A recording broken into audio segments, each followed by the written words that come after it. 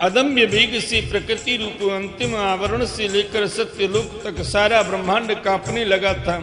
तब उन्होंने ही अपनी शक्ति से उसे स्थिर किया था। समस्त सृष्टि की रचना और संहार करने वाली माया उनकी ही शक्ति है। ऐसी ऐसी अनंत शक्तियों के आश्रय उनके स्वरूप को न मैं जानता हूँ और न भी तुम्हारे बड़े भाई सनकादि ही, फिर दूसरों का तो कहना ही क्या है। आदिदेव भगवान शेष सहस्र मुख से उनकी गुणों का गायन करते आ रहे हैं, परंतु वे अब भी उसके अंत की कल्पना नहीं कर सके। जो निष्कपट भाव से अपना सर्वस्व और अपने आप को भी उनके चरण कमलों में निछावर कर देते हैं, उन पर भी अनंत भगवान स्वयं ही अपनी ओर से दया करते हैं और उनकी दया के पात्र ही उनकी दुस्तर माया का स्वरूप जानते हैं और उसके पार हो जाते हैं। वास्तव में ऐसे पुरुष ही कुत्ते और शियारों की कलेवा रूप अपनी और पुत्रादि के शरीर में यह मैं हूँ और यह मेरा है ऐसा भाव नहीं करते। प्यारे नारद, परम पुरुष की उस योग माया को मैं जानता हूँ तथा तुम लोग भगवान शंकर, दैत्य कुलभूषण प्रहलाद, शत्रुपा, मनुपुत्र प्रियव्रत आदि प्राचीन वर्य ऋभु और ध्रुव भी जानते हैं। इनके सिवा इक्वांक, पुरूर्व, मुचकुंद, जनक, गाधी, रघु, अम्बरीश, सगर, गय, ययाति आदि तथा मानधाता, अलर्क, शतधन्वा, अनुरंत देव, भीष्म, बलि, अमूर्त्यरय, दिलीप, सौभरी, उतंग, शिव, देवल, पिप्पलादि, सारस्वत, उद्धव, पाराशर, भूरसेन एवं विभीषण, हनुमान, सुखदेव, अर्जुन, अरिष्टसेन, विदुर और श्रुतदेव आदि महात्मा भी जानते हैं। जिन्हें भगवान के प्रेमी भक्तों का सस्वभाव बनाने की शिक्षा मिली है, वे स्त्री, शूद्र, भूण, भील और पाप के कारण पशु पक्षी आदि योनियों में रहने वाले भी भगवान की माया का रहस्य जान जाते हैं और इस संसार सागर से सदा के लिए पार हो जाते हैं। फिर जो लोग वैदिक सदाचार का पालन करते हैं, उनके संबंध में तो कहना ही क्या है। परमात्मा का वास्तविक स्वरूप एक रस, शांत, अभय एवं केवल ज्ञान स्वरूप है। न उसमें माया का मल है और न तो उसके द्वारा रची हुई विषमताएं हैं। वह सत्य और असत्य दोनों से परे है। किसी भी वैदिक या लौकिक शब्द की वहां तक पहुंच नहीं है। अनेक प्रकार के साधनों से संपन्न होने वाले कर्मों का फल भी वहां तक नहीं पहुंच सकता और तो क्या, स्वयं माया भी उसके सामने नहीं जा पाती, लजाकर भाग खड़ी होती है। परम पुरुष भगवान का वही परम पद है। महात्मा लोग उसी का सुख रहित आनंद आनंद स्वरूप ब्रह्म के रूप में साक्षात्कार करते हैं।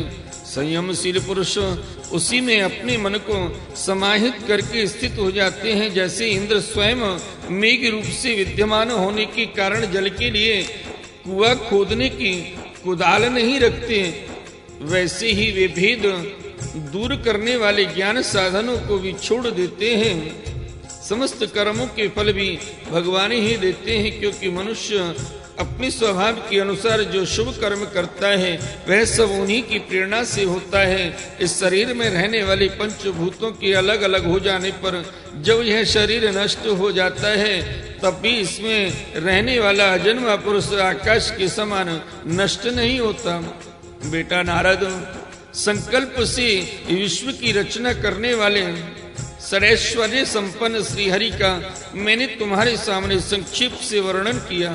जो कुछ कार्य कारण अथवा भाव अभाव है वह सब भगवान से भिन्न नहीं है, फिर भी भगवान तो इससे पृथक भी हैं।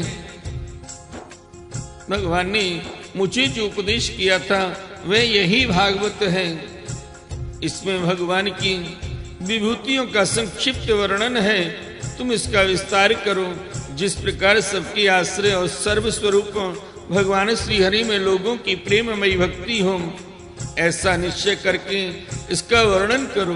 जो पुरुष भगवान की अचिंत्य शक्ति माया का वर्णन या दूसरे के द्वारा किए हुए वर्णन का अनुमोदन करते हैं अथवा श्रद्धा के साथ नित्य श्रवण करते हैं, उनका चित्त माया से कभी मोहित नहीं होता।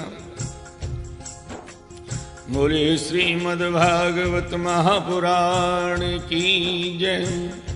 आइए भक्त वृंदो, श्रीमद् भागवत महापुराण के द्वितीय स्कंद में 8वां अध्याय महाराज परीक्षित के विविध प्रश्न प्रसंग श्रवण करते हैं। राजा परीक्षित ने कहा, भगवान आप वेदी वेदताओं में श्रेष्ठ हैं। मैं आपसे यह जानना चाहता हूं कि जब ब्रह्मा जी ने निर्गुण भगवान के गुणों का वर्णन करने के लिए नारद जी को आदेश दिया, तब उन्होंने किन किन को किस रूप में उपदेश किया। एक तो अचिंत्य शक्तियों के आश्रय भगवान की कथाएं ही लोगों का परम मंगल करने वाली हैं। दूसरे देवऋषि नारद का सबको भगवत दर्शन कराने का स्वभाव है। अवश्य ही आप उनकी बातें मुझे सुनाइए। महाभाग्यवान शुकदेव जी, आप मुझे ऐसा उपदेश कीजिए कि मैं अपने आसक्ति रहित मन को सर्वात्मा भगवान श्री कृष्ण में तन्मय करके अपना शरीर छोड़ सकूं। जो लोग उनकी लीलाओं का श्रद्धा के साथ नित्य श्रवण और कथन करते हैं, उनके हृदय में थोड़े ही समय में भगवान प्रकट हो जाते हैं। श्री कृष्ण कान के छिद्रों के द्वारा अपने भक्तों के भाव में हृदय कमल पर जाकर बैठ जाते हैं और जैसे शरद ऋतु जल का गंदलापन मिटा देती है, वैसे ही वे भक्तों की मनोमल का नाश कर देते हैं।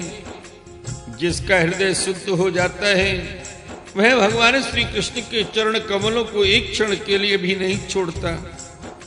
जैसे मार्ग के समस्त क्लेशों से छूटकर घर आया हुआ पथिक अपने घर को नहीं छोड़ता। भगवान जीव का पंचभूतों के साथ कोई संबंध नहीं है, फिर भी इसका शरीर पंचभूतों से ही बनता है। तो क्या स्वभाव से ही ऐसा होता है अथवा किसी कारणवश आप इस बात का मर्म पूर्ण रीति से जानते हैं? आपने बतलाया कि भगवान की नाभि से वह कमल प्रकट हुआ जिसमें लोकों की रचना हुई।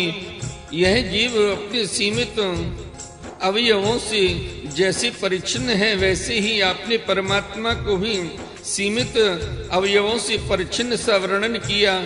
यह क्या बात है? जिनकी कृपा से सर्वभूतमय ब्रह्मा जी प्राणियों की सृष्टि करते हैं, जिनके नाभि कमल से पैदा होने पर भी जिनकी कृपा से ही ये उनकी रूप का दर्शन कर सके थे, वे संसार की स्थिति उत्पत्ति और प्रलय के हेतु सर्वांतरयामी और माया के स्वामी परम पुरुष परमात्मा अपनी माया का त्याग करके किसमें किस रूप से शयन करते हैं।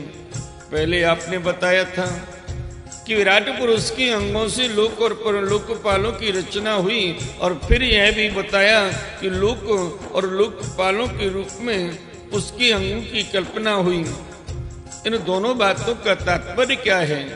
महाकल्प और उनके अंतर्गत अवान्तर कल्प कितने हैं?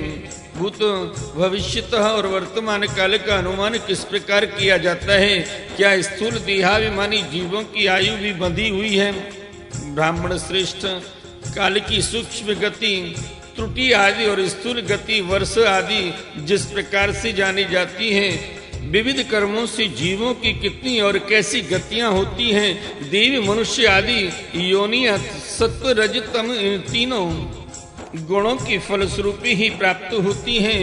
उनको चाहने वाली जीवों में से कौन कौन किस किस योनि को प्राप्त करने के लिए किस किस प्रकार से कौन कौन कर्म स्वीकार करते हैं।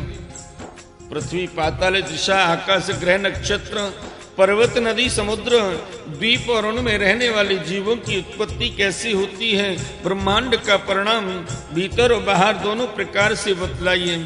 साथ ही महापुरुषों की चरित्र, वर्णाश्रम के भेद और उनके धर्म का निरूपण कीजिए। युगों के भेद, उनकी परिणाम और उनके अलग अलग धर्म तथा भगवान के विभिन्न अवतारों के परम आश्चर्य में चरित्र भी बताइए। मनुष्यों के साधारण और विशेष धर्म कौन कौन से हैं? विभिन्न व्यवसाय वाले लोगों के, राज ऋषियों की और विपत्ति में पड़े हुए लोगों के धर्म का भी उपदेश कीजिए। तत्वों की संख्या कितनी है? उनके स्वरूप और लक्षण क्या हैं? भगवान की आराधना की और आध्यात्मिक योग की विधि क्या है? योगेश्वरों को क्या क्या ऐश्वर्य प्राप्त होते हैं तथा अंत में उन्हें कौन सी गति मिलती है। योगियों का लिंग शरीर किस प्रकार भंग होता है, वेद उपवेद धर्मशास्त्र इतिहास और पुराणक स्वरूप एवं तात्पर्य क्या है, समस्त प्राणियों की उत्पत्ति स्थिति और प्रलय कैसी होता है, बावली कुआ खुदवाना आदि स्मार्त यज्ञ यज्ञादि वैदिक एवं काम्य कर्मों की तथा अर्थ धर्म काम के साधनों की विधि क्या है। प्रलय के समय जो जीव प्रकृति में लीन रहते हैं उनकी उत्पत्ति कैसी होती है, पाखंड की उत्पत्ति कैसी होती है, आत्मा के बंध मोक्ष का स्वरूप क्या है और वह अपने स्वरूप में किस प्रकार स्थित होता है।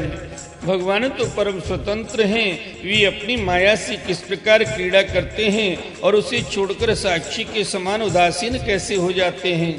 भगवान मैं यह सब आपसे पूछ रहा हूँ, मैं आपकी शरण में हूँ महामुने, आप कृपा करके क्रमशः इनका तात्विक निरूपण कीजिए। इस विषय में